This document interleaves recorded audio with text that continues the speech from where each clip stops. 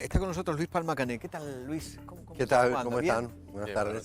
¿Cómo andan? ¿Nos podría contar o hacer un análisis de la ley, esta famosa que apareció hoy en el boletín oficial? ¿Cómo no? Yo antes La de quisiera emergencia me o permite solidaridad. un pequeño introito, Con todo gusto. que es, en nuestro país hay un fenómeno que se repite muchas veces, que cuando se está discutiendo un tema clave, muchas veces se tergiversa el eje, el foco, ¿no? Porque en este tema de la ley, durante muchos días estamos discutiendo si las retenciones son un 3% más, si las previsiones, etcétera, etcétera. Y la verdad que el punto central acá, desde mi punto de vista claramente, es la delegación de extraordinarias facultades que le ha hecho el Congreso al Poder Ejecutivo. Esa creo que es lo que debe, digamos, de alguna manera cubrir todo O sea, el son análisis. superpoderes para un superpresidente por 6 meses. Sí, prorrogables por el mismo. Está bien, no importa. Pero en principio tenemos un superpresidente o un superpoder ejecutivo durante 6 meses. Así es. Pero lo importante de esto es que hay un artículo en la Constitución, usted es abogado, lo conoce Sí, perfectamente. el 29. El 29 famoso, Claro. que dice claramente que el Congreso no puede conceder No se puede. facultades extraordinarias, se dice textual o literalmente, no lo puede hacer en la medida que esto implique que el patrimonio de las personas quede a merced de una persona o de un De la un lapicera gobierno, del ¿no? presidente. Exacto. Ese es el primer comentario. El Además los segundo- llama infames traidores a la patria. Exacto. Ah. Viles. Sí. Sí. No, por eso creo que es importante, porque insisto en que muchas veces lo marginal no nos permite. Acá lo que habría que discutir desde el principio es esa delegación extraordinaria de poderes, obviamente. Segundo, ponen un título rimbombante, digamos, que es Ley de Solidaridad Social y Reactivación Productiva dentro del marco de emergencia económica. ¿Qué quiere decir? ¿Cómo puede interpretar uno esto? Para mí, claramente, es que han intentado justificar de alguna manera este avasallamiento del Congreso, que se autoinmola votándolo, por supuesto, decretando emergencias económicas, emergencia. Y artículo primero, yo nunca he visto una cosa así, hay nueve emergencias, no se olvidaron de ninguna, ¿no es cierto? Tenés la económica, financiera, fiscal, Sanitaria. previsional, sanitaria, social, y me estoy olvidando de alguna más. Entonces, la pregunta es, dentro de este esquema, ¿justifica esta situación de crisis, este avasallamiento del Congreso por parte del Poder Ejecutivo? En mi opinión, no. Entonces, ¿dónde está parado? Yo creo que hay un serio problema para la República, para la división de poderes, en el cual, como usted dijo muy bien, se ha concentrado el poder en una sola persona. Y yo no creo que esto sea necesario en virtud de la justificación que ellos ponen del tema de la famosa emergencia. Además la ¿no? palabra solidaridad a mí me hace ruido, Claro, porque la solidaridad es voluntaria, nunca obligatoria. por supuesto. Cuando alguien te obliga a hacer algo, eso me parece a mí, ¿no? Por supuesto. Eso ya deja de ser. Sí, entonces, partiendo de ese paraguas del razonamiento... Perdón, y la otra parte, la sí. reactivación. Sí. ¿Usted cree que con este superajuste, para usted es un superajuste? Además, Bueno, a eso iba. ¿De qué se trata esto en realidad? Ahora yendo a lo medular de Sí. los puntos. Bueno, esto claramente es un ajuste fiscal muy fuerte, muy fuerte. a tal punto que hay nueve situaciones de emergencia, hay 11 facultades delegadas por el Congreso al Poder Ejecutivo en una votación de 48 horas, ¿no? Lo cual es un disparate que todo esto se pueda... 48 horas en las dos cámaras. Sí, yo creo, como dijo alguien por ahí, esto es una escribanía de cuarta en el cual el escribano no tuvo tiempo ni de leer lo que firmaba. Es que es así. Es así. Yo les puedo asegurar que si usted hace un raconto de los diputados y senadores, quienes leyeron en detenimiento todo, me atrevo a decir que hay un alto porcentaje que no funciona. Entonces, volviendo a lo que le decía del ajuste, así como hay 9 emergencias y 11, digamos, facultades delegadas, hay más de 10 medidas impositivas. Podemos rápidamente, las más conocidas por todos, las retenciones, los bienes personales, el impuesto sobre la moneda extranjera. Se dejó de lado el pacto fiscal, o sea que las provincias van a poder subir a su criterio ingresos brutos y sellos, dos de los impuestos más distorsivos y regresivos de la economía argentina. Totalmente. Después tiene que se detuvo la baja de los aportes patronales. se puso un impuesto muy claro a los automotores, al efectivo mínimo, al retiro en efectivo, etc. No quiero seguir, pero claramente esto no es una ley de solidaridad fiscal, etcétera, etcétera, social, sino que claramente es un ajuste. Pasa que, claro, la palabra es muy fuerte. Claro. No iban a poner ley de ajuste. Sí. Yo no recuerdo un ajuste de este tamaño, son casi los cálculos con las distintas hipótesis entre que uno pueda... 7 y 9 mil millones de dólares, me dijeron. Sí, entre 6 y 8 mil, que con un PBI de 400.000 estamos hablando entre 1,5 y 2 puntos del producto. Es mucho. Es mucho. Yo creo que es solidario con el Fondo Monetario este plan. ¿Por qué? Porque este plan... ¿Qué pasó cuando se hizo este plan, estas medidas de paquete? Porque no es plan económico. No, de ninguna manera... Después hablamos eso. Oh, pues, después lo comentamos, pero lo que quiero decir, ¿por qué? ¿Por qué subió al día siguiente los bonos argentinos? Porque esto implica, mal o peor, que la Argentina, el Estado va a recaudar más fondos y esos fondos los va a aplicar al pago de la deuda o hacer una... ¿Cómo lo puedo decir? Una negociación más amigable, ¿no es cierto? Porque distinto es que yo voy a enfrentarle a Macri diciéndole, mire, estoy listo, tengo un déficit de 3 puntos del producto, no, mire, yo hice todo esto y tengo 2 puntos, bueno, entonces... Gesto que le está dando, por supuesto, el presidente al Fondo Monetario. Sí, a los acreedores, es una ¿no? ley solidaria con el fondo. Es lo que yo pienso, sí. ¿No? Sí, porque aparte, en las patas que tiene este paquete son 4, que es la fiscal, la previsional, el plan de 180 días y el poder refinanciar la deuda pública. En el tema de los jubilados es un tema para poner bien el ojo y la atención, porque el presidente ayer dijo que él no había congelado, tiene razón, no la congeló, pero lo que hizo sí fue, no digo congelar, suspender la movilidad social, o sea que por 180 días los jubilados le dejan de lado la famosa fórmula de la movilidad. Y queda a criterio arbitrario del presidente cuánto les va a pagar. Con la lapicera de él. Y además dicen que le va a pagar, le va a dar los 5.000 o el bono a las jubilaciones mínimas, con lo cual hace de nuevo el error anterior, que es lo que se llama diferenciar la movilidad por los ingresos, que ya tuvo el caso Badaro. O sea que la Corte dijo eso no se hace. Que ella dijo que no. No se hace. Entonces, en apretada síntesis, yo diría que la otra pregunta, si esto es un plan. Un plan económico.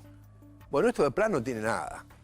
Esto es una serie de medidas hechas entre gallos y medianoche, aprobada por un parlamento que realmente es una actitud patética lo que han hecho, ¿no es cierto? Porque aprobar esto en 48 horas es realmente... Da la característica de impresentable. Fue más patético lo del Senado, ¿no? Porque por lo menos en la Cámara de Diputados, por lo menos fue a la comisión. Sí, hicieron un poco. alguna pantomima. Fueron algunos miembros del Poder Ejecutivo. Sí, está bien, tiene razón. Algo hubo. Un poquito, el Senado, un poquito mejor. Presidida por la señora... La pasionaria. La presidente del Senado. Bueno, ¿no? Problema de falta de Real Academia Española de por medio. Pero lo que me decía de si es un plan de estabilidad y de crecimiento, le diría que definitivamente no. No.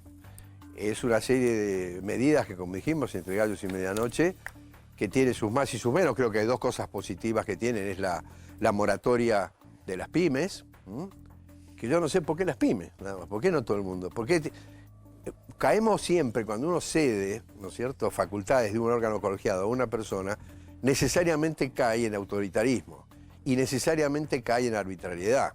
Entonces, es arbitrario decir que le voy a refinanciar a Eduardo Feynman, pyme, que tiene 25 empleados, y a Palma Caneso Cianime, que tiene 28, no. ¿Por qué? Entonces, cuando uno escapa de lo racional, es muy peligroso, ¿no? O sea, no es un plan de estabilidad, no es un plan de crecimiento. Ahora me pregunté, ¿qué es? Y yo creo, me he pensado enormemente a ver dónde apunta esto. No, porque lo llaman también de reactivación. ¿Con esto se va a reactivar la economía? Bueno, eso ya es una falta de respeto, diría, ¿no? Porque pensar que esto va a reactivar la economía con la transferencia... Esto es una transferencia fenomenal del bolsillo de la gente al Estado, punto. Claro, 2%. Pero esto para reactivarnos... De nosotros que trabajamos, claro, etcétera. De los que ahorran. De los 8 millones que todavía trabajamos en este país para financiar a 20 millones que cobran del Estado. Entonces, yo no sé qué teoría económica emplean para suponer o asumir que con una transferencia de ingresos de un sector, no digo no productivo, pero mucho menos productivo seguro que el sector privado, va a generar una reactivación económica. Lo que está claro que en el año 2020 la economía argentina no va a crecer de ninguna manera. Será 2 puntos, 2,5 puntos, no. Eso ya pasa a ser anecdótico en función de cómo sea la evolución. Sin embargo, yo escucho otros economistas decir, bueno, pero ojo, con estos 5.000 pesos que le van a dar a cada uno de los 3 millones de jubilados, ahora le ponen en el bolsillo, sumado todo, es mucha plata y eso va a reactivar y va al consumo. Eso se gasta, no se puede ahorrar, digamos. Está bien, no hay forma de ahorrar. Pero es marginal, es absolutamente marginal. Eso es para veranito. Es marginal, esto es un conjunto de medidas que además no tiene financiamiento, que había dicho recién cuando llegué, ¿no? ¿Y cómo lo van a financiar esto? Esa es la gran pregunta, ¿no? Hay otro peligro latente acá, que es algunos de los del equipo que acompañan al presidente sostienen lo que ellos llaman la teoría moderna monetaria. ¿Qué es eso? Eso, bueno, yo no sé qué es, yo digo lo que dicen. No sé cómo explicarla. Sé lo que dicen que no importa un poco de emisión, porque la Argentina todavía puede incrementarse la demanda de pesos y en consecuencia emitir un poco no va a generar inflación. Me hace acordar a Alfonsín cuando en la década del 80 decía un poquito claro. de inflación no hace nada. Claro. ¿No? Y lo que dicen entonces que... Y así después nos va, ¿no? Claro, con un poquito de algo, con otro poquito de algo. Pasa ¿no? que pensar que en esta Argentina o de hoy, con demanda de dinero cero prácticamente, emitir y no generar un poco más de inflación. Que distinto sería si yo salgo de una inflación de 10% anual, pero cuando salgo de una del 55%, ojo que, no digo la hiperinflación, pero cuidado que después la inflación y las expectativas... El presidente dijo ayer, ¿no? le dijo a Majul que pretende para el 23, creo que escuché para el 23, ¿no? Sí, para el 23 un dígito de inflación. ¿Lo ve? No tengo la menor idea. El problema no es que yo no tenga la menor idea. El problema es que ellos tampoco tienen la menor idea. Nadie tiene la menor idea de lo que puede pasar en este país en el año 23. Yo ayer le escuchaba al presidente decir, hay que dejar de macanear. Yo creo que todos deben dejarse de macanear, ¿no? Porque prometer que va a tener un dígito en el año 23 es un absurdo, realmente es un absurdo.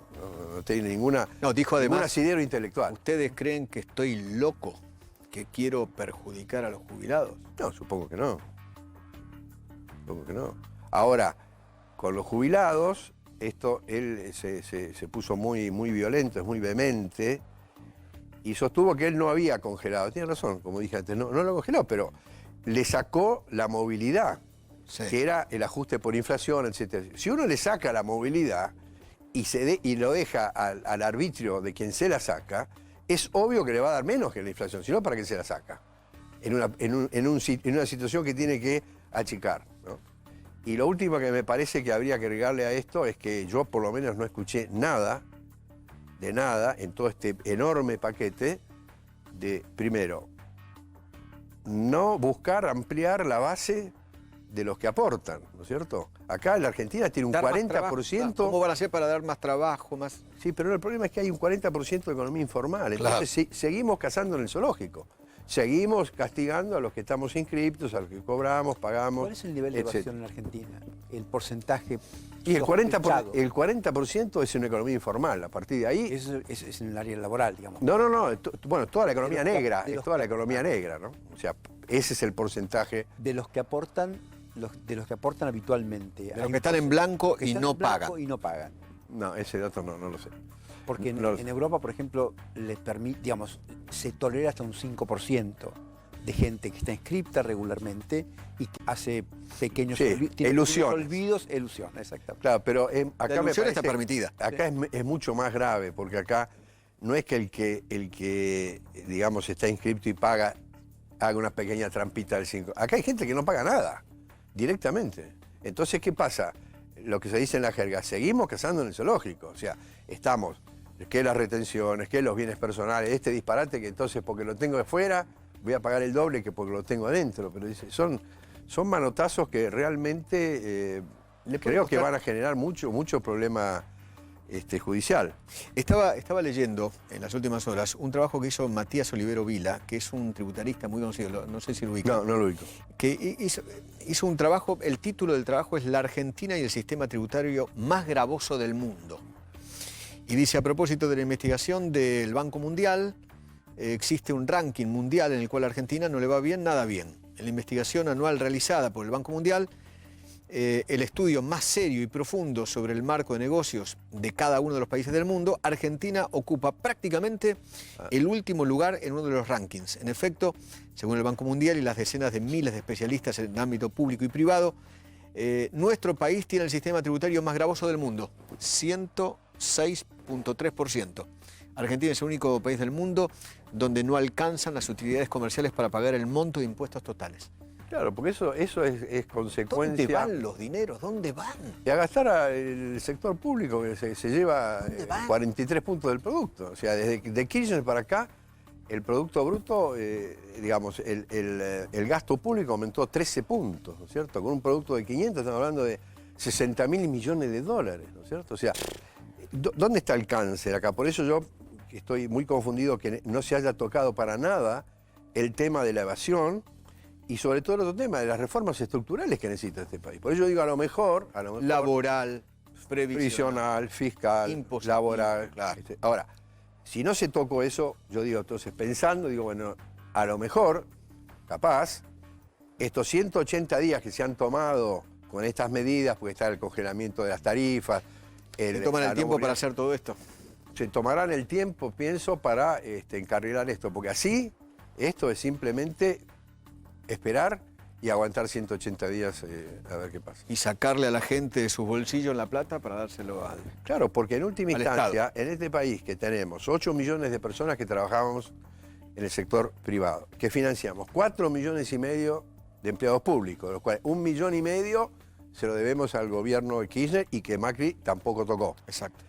Después tenemos 6 millones y medio de jubilados y pensionados, y 8 millones y medio de planes sociales, empezar por hijos. Una suma algebraica que dice que 8 millones financiamos a 20. Entonces, y así además de eso, ahora le sacamos 2 puntos más. No dan los números. Y no hay posibilidad que la economía argentina crezca. O sea, lo de la reactivación, tachémoslo. Y lo de la solidaridad, bueno, esperemos que avance con el tema de las jubilaciones de otra manera. Gracias, De nada. Gracias, muchísimas gracias.